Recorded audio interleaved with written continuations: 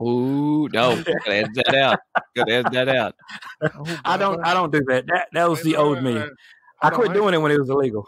Let me make a timeline footnote. Yeah, I stopped doing it when it was illegal to do so. Bubba mentions illegal affairs. Welcome to the Board Game Snobs podcast. Critically harsh reviews with a touch of class.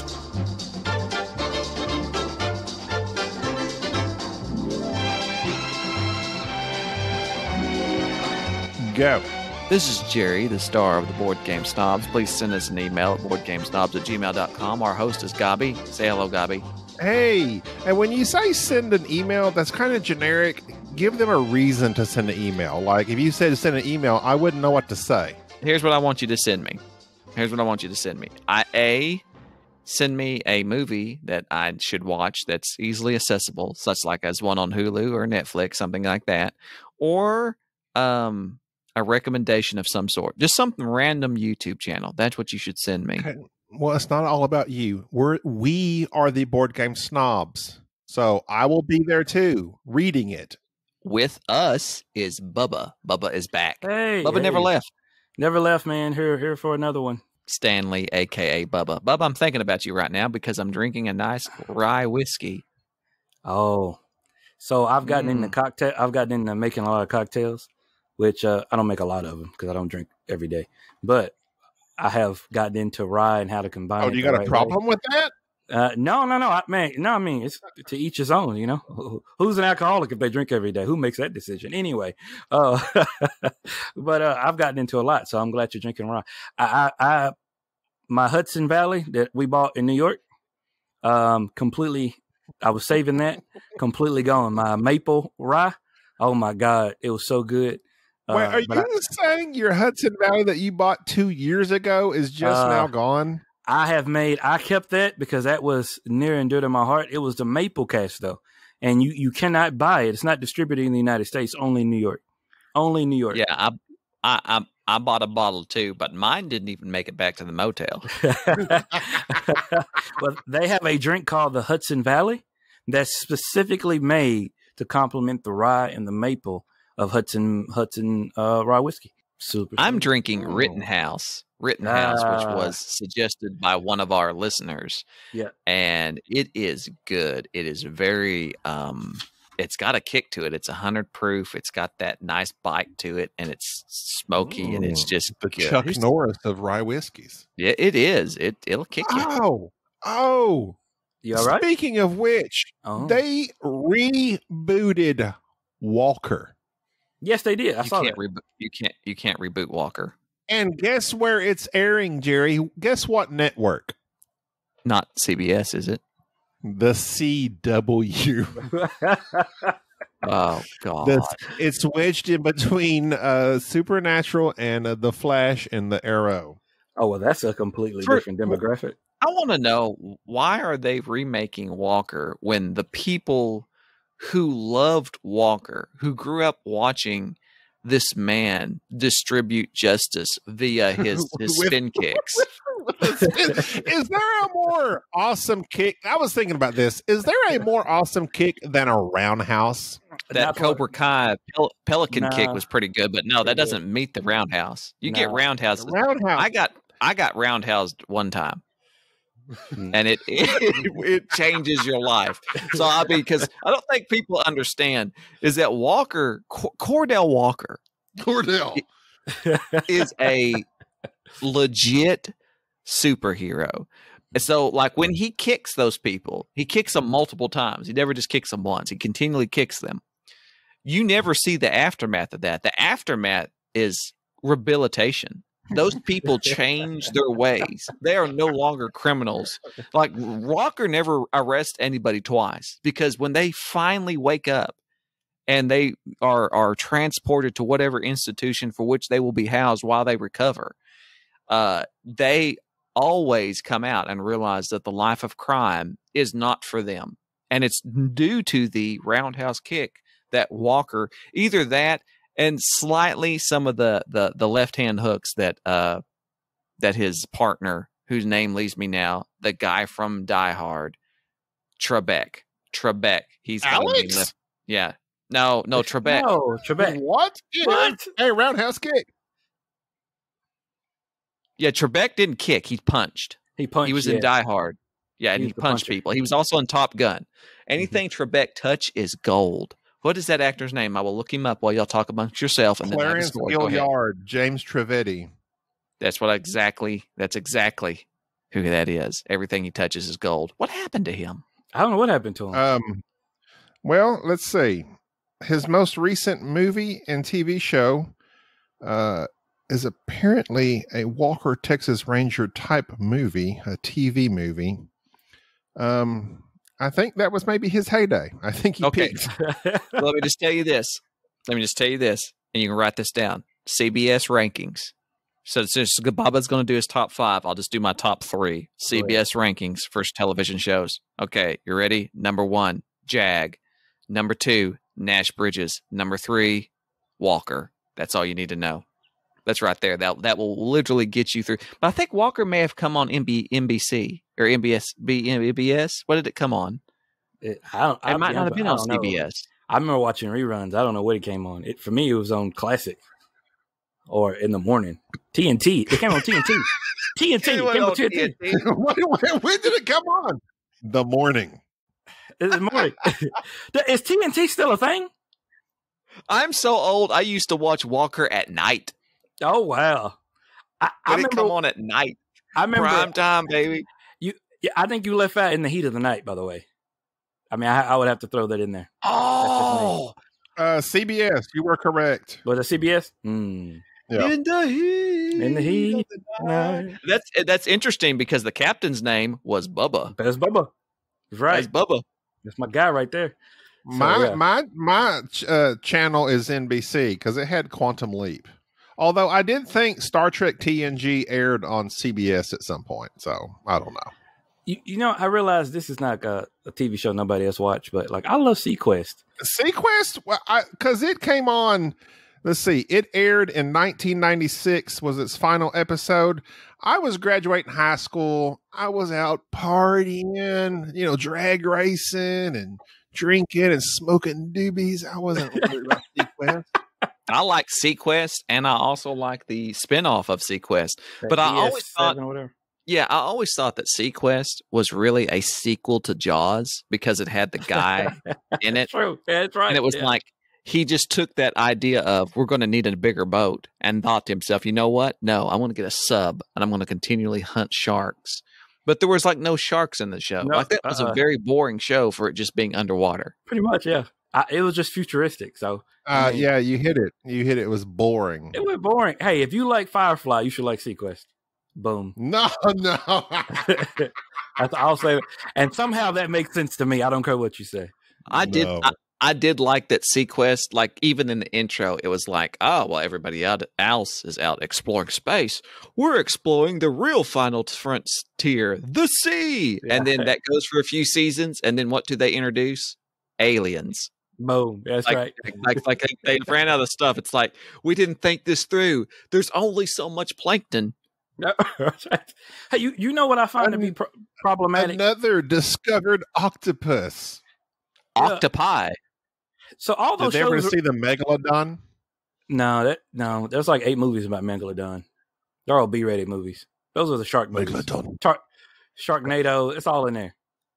Gotta go. Go ahead, Bubba. I cut you off. Sorry. Oh, no, it's fine. It's fine. I was just thinking, I was looking at some TV shows to try to find something different to watch. I realized that we didn't have access to like British TV shows, Australian shows, like world shows at that age, like the early 90s. That wasn't a thing. You know what I'm saying? Now you can watch it. So I wonder what great shows that we miss growing up that we'd have, you know what I'm saying? Who? we didn't have Doctor Who. Yeah, I've been later. Yeah, I caught up on Doctor Who like when I was like 19, 20. It opened my world up. But I mean, what else? What do you think? I mean, that's like a big one. There's just so many out there that I think that we missed. The Man from Snowy River. That was a movie, and I saw those. That was a movie with Tom Selleck. That Crocodile was not Dundee. Australian. That was a major hit here in the States. Lightning Jack. Well, hey, but I watch quickly. Not a major hit. Not better. But I was wondering, like, how do people like Quigley Down Under? Right? Was that an American movie? But shot in Australia? It had. Yeah, right. Yeah, it was. It had Tom Selleck in it. Yeah, it had Tom Selleck. It literally had nobody Australian. Yeah, that's what I'm saying. So, but I mean, so I was like, I don't know, how did the Australians feel about that, and what version of that do they have that we could have used at the time? I don't know, man. It's just I don't know. Mike Langford. We have a listener named Mike Langford who is from down under. Maybe he would be the one to query about this to find out what shows did we miss that we should watch. Yeah. And that would help us broaden our world horizons. You know. Oh well. I've been really enjoying like a lot of German shows. Like I wonder, like what they have. Like every nation apparently has its own TV shows. It's weird. Das Boot. What about Boots? Das Boot. That was the German submarine show that was like 4 hours long. They made a series about it. Oh, it was like, I thought you were being funny. No. Oh, that's serious. It's followed by the sequel Das Shoe. That's right. That's not funny. I mean, I'm a British nut. I watch a lot of British shows. So I've caught up on the old British shows and everything. But like, I mean, I'm a Law and Order guy too. I like the law. Loved that when I was growing up as a kid. I like Quincy growing up. So I got the equivalent all in British stuff. I was like, oh, this is Quincy. Oh, okay, I'm watching this. Oh, this is Law and Order. Oh, this is Farscape version, the British version of Farscape. Oh, okay, look at that. I don't know if y'all know what Farscape is, but that's a good show too. What is the British version of Farscape? Dude, it's like this old. I can't even tell you what it is. It's on my Amazon Prime. I'll shoot it to you. They just take out the R. Farscape. Yeah. Well, I'll tell you what. They add a U. They take out the R. It's Farscape. Farscape. I think Amazon Prime knew that. Like, I guess me and a lot of other people were looking at it, and then they put that thing on BritBox. So you have to do like a channel and download the BritBox. And so I'm boycotting it right now because I don't want to pay that $6.99. Another streaming service to have to pay for. Exactly. I pay for every single streaming service that you can get in America. I don't know how it happened. But I have every single one. What about Peacock? I have Peacock. Hulu, Netflix, Peacock. Amazon Prime, Disney Plus. I got all of it. So I got to tell this. I got to tell this story. So like in Oklahoma, they proposed a Bigfoot hunting season, and I saw that. Of course, some of our listeners have posted about it in the Facebook group, and I said that I would explain how I was briefly one of the only people to make actual contact with Bigfoot. So I've got to tell this story. This was regarding my accident that I had in the ambulance where I struck a bear. So basically, that's the story. I ran over a large black bear in the middle of the night while driving an ambulance down a turnpike. And the local Oklahoma Society of Bigfoot Hunters, which is in, I believe, Neshoba, Oklahoma, which if you don't know where Neshoba's at, well, you just won't know it because it's up in the mountains. They came down, pulled hair from the wheel well of the ambulance and sent the hair off to be analyzed to find out if this was really a bear that I struck or if it was Bigfoot. And the hair come back inconclusive. So for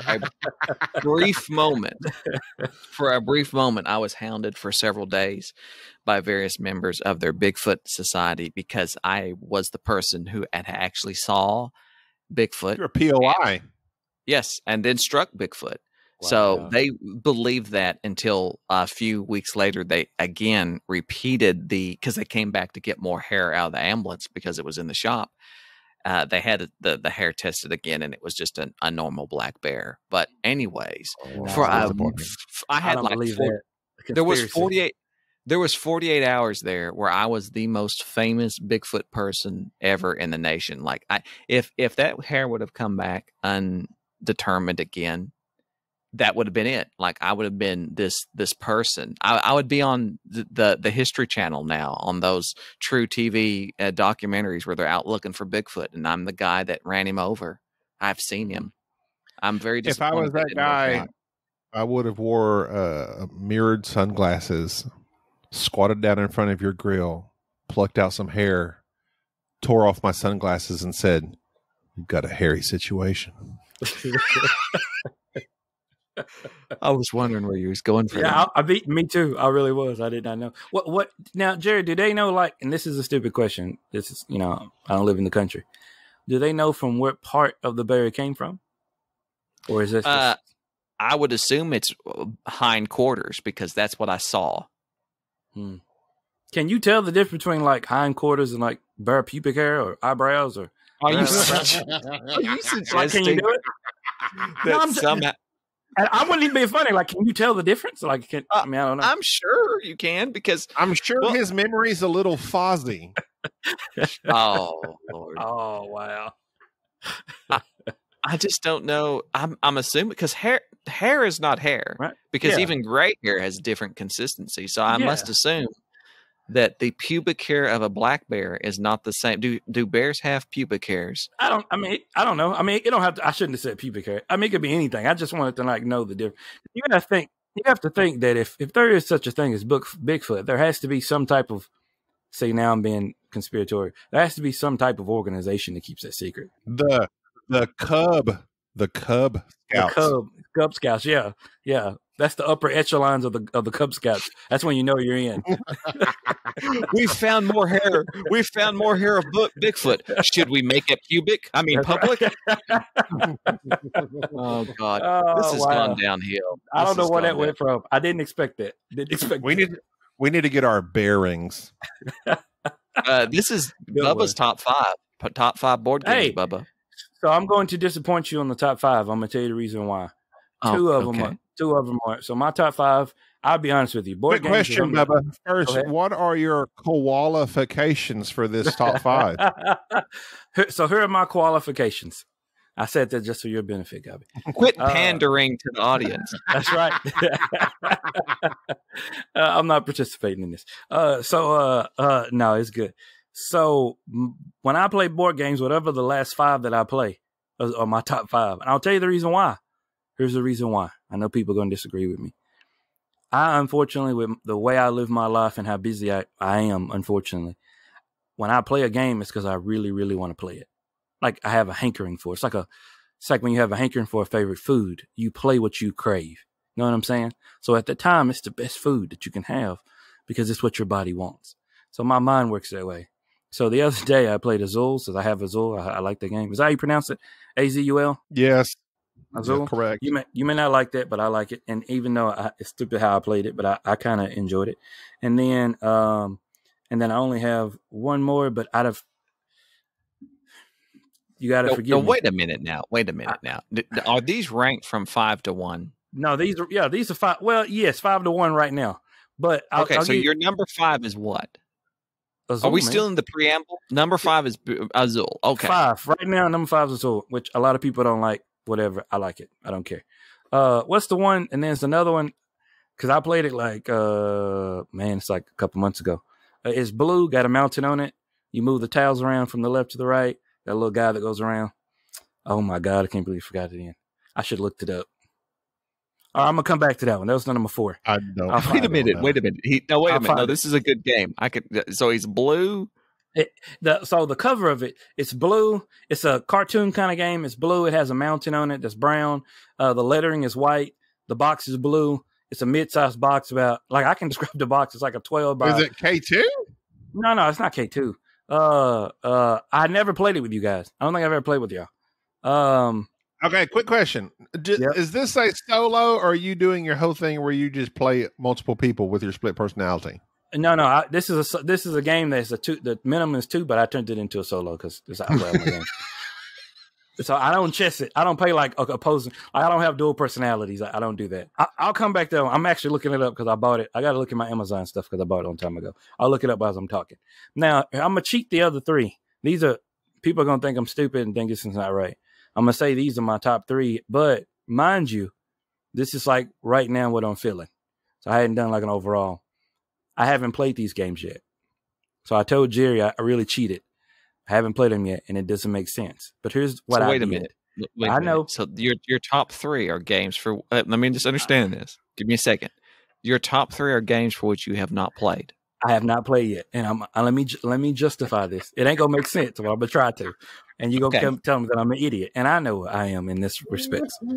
So here's the thing: Again, you've opened up a whole new realm of top fives for me. I know. What you got to think about this. Here's the thing.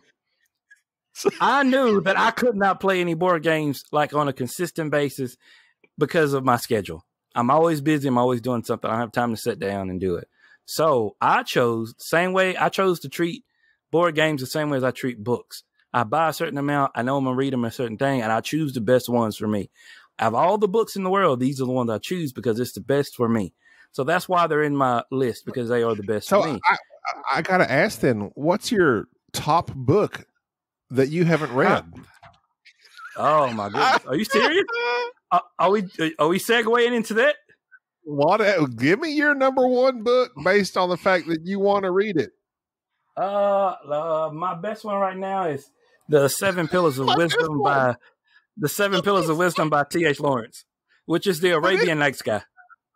He said my best one. He hasn't read it, but it's his best one. I've been looking forward to that book for years, man. For years.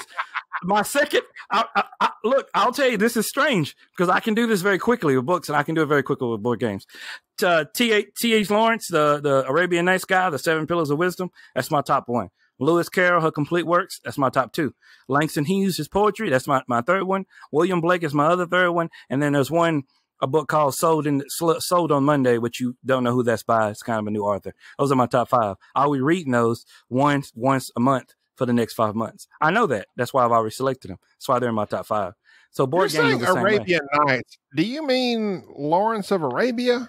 No. So do you know there is you're talking about the fictional Lawrence. Yeah. So there was an actual guy named T.E. Lawrence that literally went to that part of the world and wrote a biography over it. That biography is called The Seven Pillars of Wisdom. From that comes all the stories of that you're probably familiar with. There's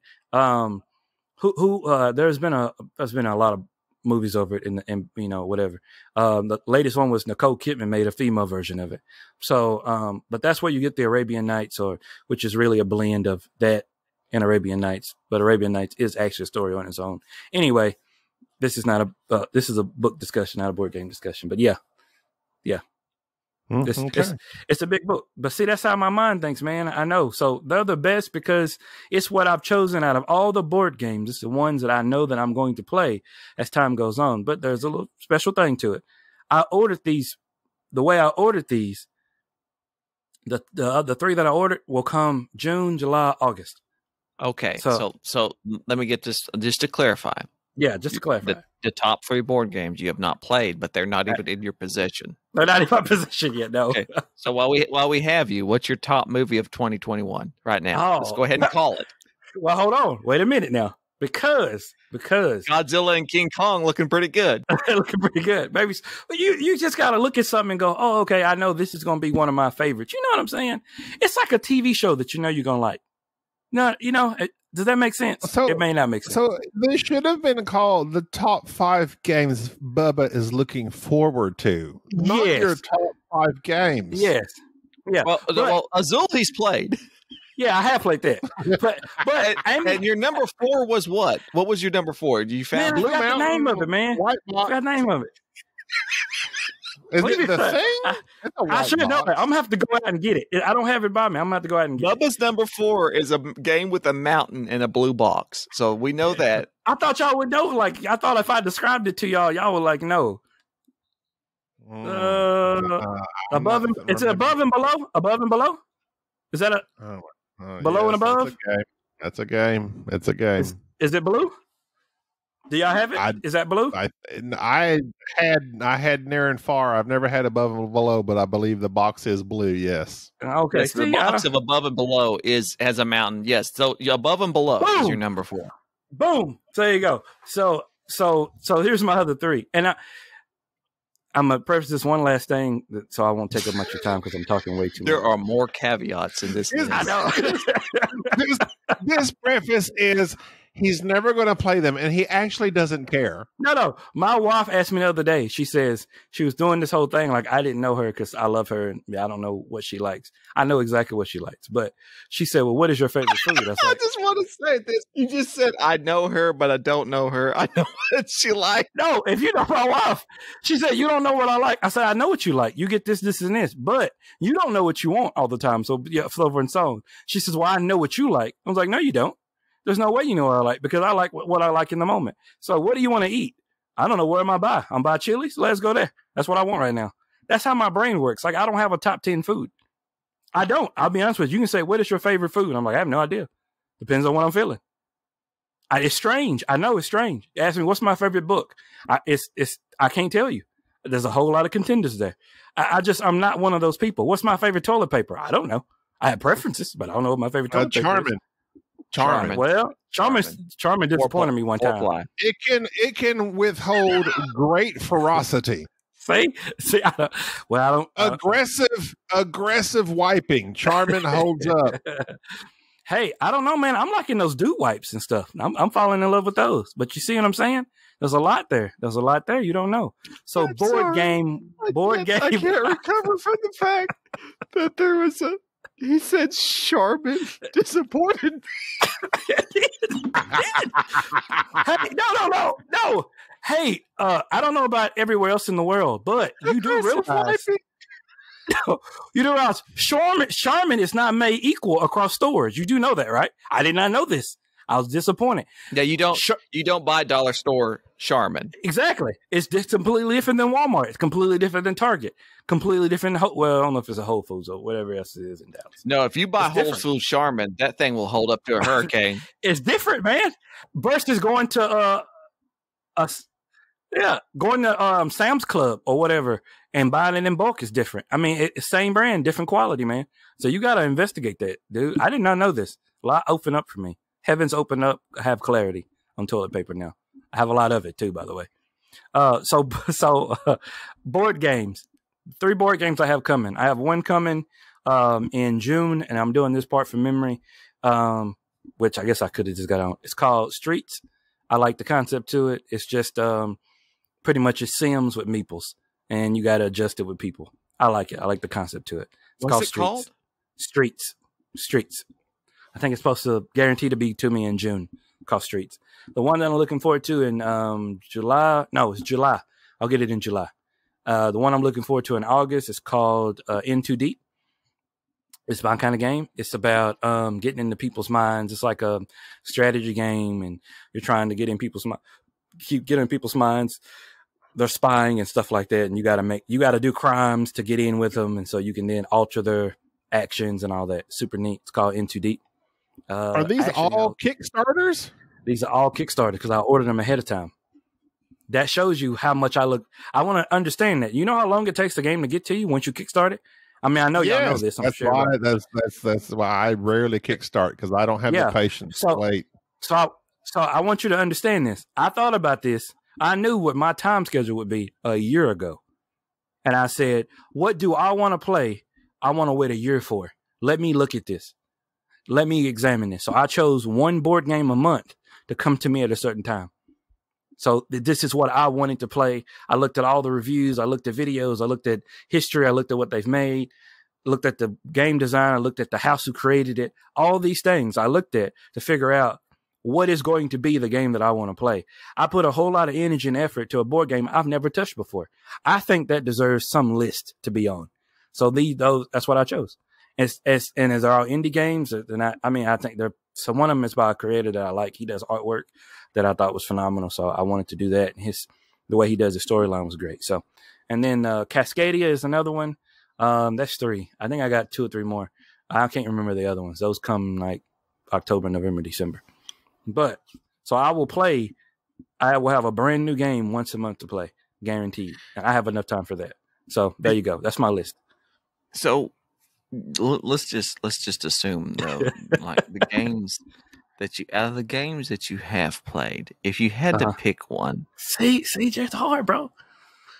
That just off the top of your head, if someone were to ask you, what is your favorite board game? What would you tell them?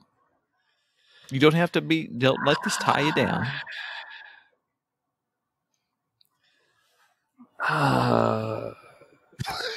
Favorite how? Like favorite to play or favorite to be? I mean, God, you know it's hard, dude. I mean, it's not fair. But you got to understand, like, why I like playing it. Sometimes I'm in a like artsy. Like, I love playing photosynthesis. I know people don't like it. I love playing that game. I played it many a times. But why am I playing it? Because just me by myself. I'm like, dude, this game looks really good. It looks really good. And that's what the mood I'm in. So it's like at that moment, I played photosynthesis a lot. I cannot describe to you how many times I played that game before. I've sometimes played for only like an hour, 45 minutes, whatever makes me happy. Right. And it's my favorite game. So it's a hard thing, Jerry. Hard thing. Here's the thing you got to realize about me. And I've told you this before. I think I've said it on a podcast before. I play board games, not just for the entertainment value. I get entertainment, but I get just as much as reading the book. I get my greatest entertainment.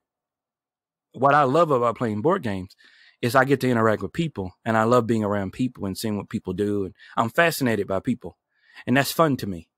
So I haven't been playing a lot of board games because I haven't been playing with people. It's pandemic. So it's just, it is what it is. So that's why so I will judge a board game by if I play with you guys and it was really an intense time. So I love that board game. I love it because of what it produced in the group dynamic. That's why I like question. It. So quick question. Yep. Based on what you just said, who's the most fascinating person you've ever met? Do you know? Who's the most what person I met? Fascinating. You said you like meeting fascinating people. Who's fascinating? And what makes them fascinating to you? Is it the things they talk about? What is it? It's a combination of everything. The most fascinating person I've ever met is my wife. Because honestly and truly, I have no idea what she's thinking or how she's thinking it. I don't think she has any idea half the time. And so I don't know I don't know what we're about to come at. I have no idea what she means half the time. And I'll say, what do you mean? And she'll say, the other day I said, well, what do you mean? I don't know. You should know what I mean. And you would think, okay, that's a male-female dynamic. No, my wife has been this way since she was a kid, just to who she is. I have no idea who this woman is. None at all. I've been married to her for 14 years. She surprises me all the time. So first of all, my wife. So she truly is interesting. Even though she may not seem it sometimes, she really is. Other people for other reasons, man. People fascinate me. They really do. The question you should ask me, who do I find fascinating when I play board games? Who do you find fascinating when you play board games? Thank you for asking me that question. That is a good question, Gabi. So I find that when I play with you and Jerry, that dynamic is hilarious because y'all do a lot of stupid stuff together all the time. And you have things that both of you do that only you do around each other. I find it hilarious. And it's funny. Now you're going to ask me what kind of things. I don't know. It's little small things. Sometimes big things, how you interact with each other. That's neat. I'm a people person. I'm a people watcher. I don't like people, but I like what people do. And that fascinates me. I should have been a psychologist in another life. Super neat. Does that answer your question? That's a stupid question. I was waiting for Jerry to kick in at some point. Yeah. This may not be entertaining. But I don't know what to say. He's speechless. You have left Jerry speechless. Do you know how rare a feat that is to leave Jerry speechless? You don't even know. I try, man. I try. Well, I guess I'm not the typical board gamer of I play a game to spend this time because of this, and that. It's not me. Sometimes I'll play a game because it's fascinating and it challenges me. And I like to be challenged, and I like my mind to work in a different way. I'm not the smartest stick in the oven, I'm telling you. See, can't even use analogies right. But I like that. But I enjoy board games for a different reason. That's all. Than some people, I guess. Okay, well, that's acceptable.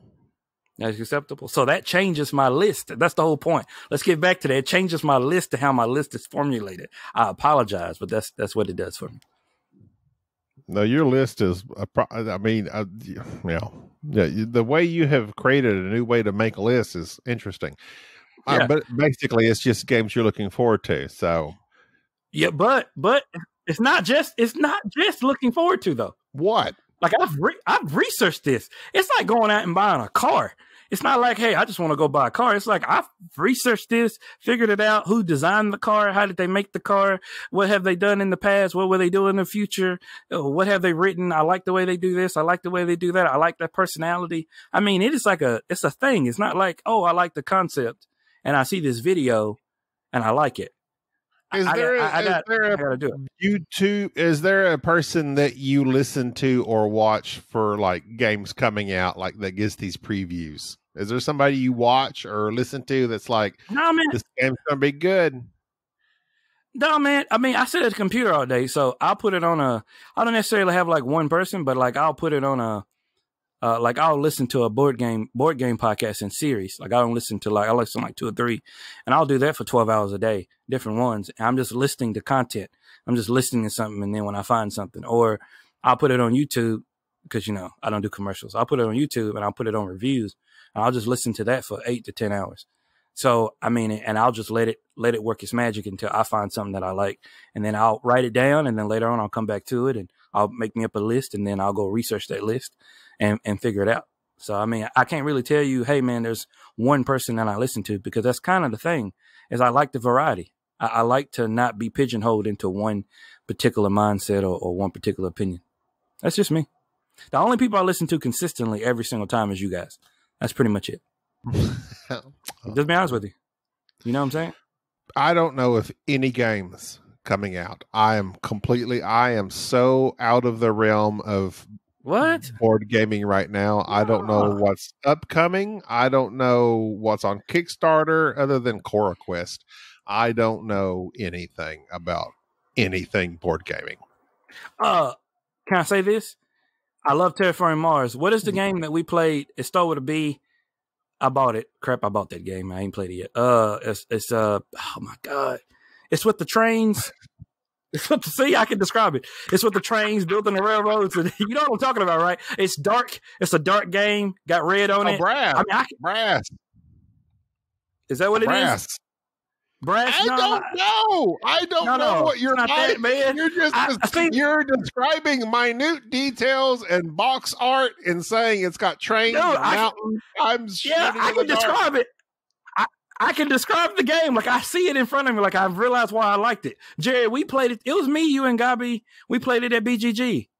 We were in the one. Talking about Brass. Was it Brass? You sure it was Brass? Okay. The cards. Use the cards. Yeah. Is it the one where you thought you really had it sewed up and Chris Evans was there, Captain America, and then I pulled out a win with we played a version with him. Yeah, that makes sense. Didn't I win that game? Didn't I win that? Didn't I win? No, you thought you had it sewed up, but I won it. I thought I won. I forget what the tactic was I used, but I used it. Yeah. Why can't you just let me have that one and say, yeah, I thought you won? Why don't you because let me have it? that was a great victory for me. I came from behind. So I'll ask this then, since we're talking about this. If you had to suggest one game to me, to make me go, dude, you got to start thinking of board games in this way, what would be that game? Well, what are you looking for? Is it a solo experience? I mean, I'll tell you what. Is that really what you're... Yeah, give me a solo game that I would like, that was going to blow my mind and go, man, I need to start thinking in games the same way as Jerry does, the same way as Gabi does, or along that lines of thought. Well, that would depend. There are several good solo games out there right now. Like I know, like we've got Warp's Edge, which is really enjoyable, a bag builder, but it's probably something that's not going to impress you for too long. The game really now that has a lot of people are enjoying it, and it's one that I don't particularly like this type of game, but I am just enthralled with the mechanics and just the presentation of it, is that Gloomhaven, The Jaws of the Lion. Mm-hmm. Gloomhaven's the big box game that costs like $150. Well, Jaws of the Lion is like the beginner tutorial set of it. That's kind of like this medieval setting, and I'm not really paying so much attention to the story as I am the mechanics of it, and it's particularly interesting. Totally something that I would not, be into just because I don't like those campaign level games. But I have messed around with the Jaws of the Lion, and I have been very impressed with it. I kind of play just the games that come out with a solo on them. I don't know about something specifically solo. But that's why I'm saying I could see Bubba enjoying like some of those GMT or Victory Point style games that are like super, I guess deep with their strategy that they can have. That I've never played them. I have them, never played them. Are you serious? Because I'm daunted by them. I'm not undaunted. I am daunted. Cuba Libre. I even have Phantom Leader. I've never played it. Jerry says it's the easier way to get into those style of games. Never played it. Fields of Arle. I really enjoyed that. 2-player. I can imagine the single player is just as good. But I don't know anything that's going to rock your world. Well, I think my issue is one of the things is too is I think, and this is my issue, it's my problem, it's my circumstances, is that I just don't have time to play a lot of games. So when I choose the game that I want to play, like I want to make sure that at least it interests me. I don't want to dud, and I don't want something that I'm gonna play for 30 minutes. I want to increase the chances of success. That puts it in a simple way, as great as it's possible for me. And so, because I don't have a lot of time, I want to be like wild or feel good about it. You said you like Terraforming Mars, right? Yeah, Terraforming Mars is cool, man. I like that one. So you like that style? Yeah, that's cool. So with your lack of time, I wouldn't think Jaws of the Lion is going to be something for you, because isn't that like, what do they call that? Not legacy, but campaign it is a style. Campaign, but the missions are very quick. Yeah. But at the same time, when I say I don't have much time, what I mean by that is, like, I have to schedule my time out. Like, it's not and I'm not doing spontaneous. Hey, I'm gonna play a board game today, or it's Sunday and I don't have anything to do. It's more along the lines of, okay, I'm gonna play this board game that's going to take 3 hours. Okay, let me schedule that in. Okay, let me make sure I put the time for that. That's what I mean by, like, I can create the time. I don't have a lot of flexibility with that, of course. But I mean, I can give it the time that it deserves if it's a good game. You know what I'm saying? Well, here's the deal. Since apparently COVID is doesn't affect you, and I'm getting my second vaccine tomorrow. I think we should all get together and play. Number one, we have Dune Imperium, which I desperately want to play. On top of that, I've got what else besides Dune Imperium? Several other games that we need to get played. So I think we should just, if Gabi will just not have, be licking doorknobs at Walmart, we should get together and play something good. Make it something memorable.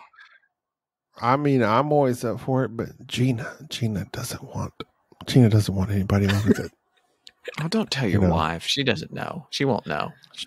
Well, you need to come over there on my day off, and I'll lock the doors. She won't know. She won't know. Like, even I told her, I said, babe, Jerry's got the vaccine. He can't get it, right? You can't get it, right? You can't give it to me. Right. Can you give it to me? I know. No, we're good. Science. Bubba is apparently impervious. So don't say it. Now I'll get it. Watch. I mean, but Gina's the one I would have to convince. Gotta lay it on thick, man. Do some wine, some bread, some cheese. Yeah, get that menage a trois going. That's what you need. Get that menage a trois. That's right. Use that wine for what it's supposed to be used for, son. And on that note, I think that's going to do it for this show. Just tell Gina, Bubba and Jerry are coming over for a menage a trois. We got our wine. We're going to play Dune. I'm Gabi.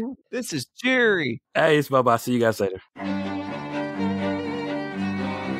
Thank you for listening to the Board Game Snobs. Stay classy.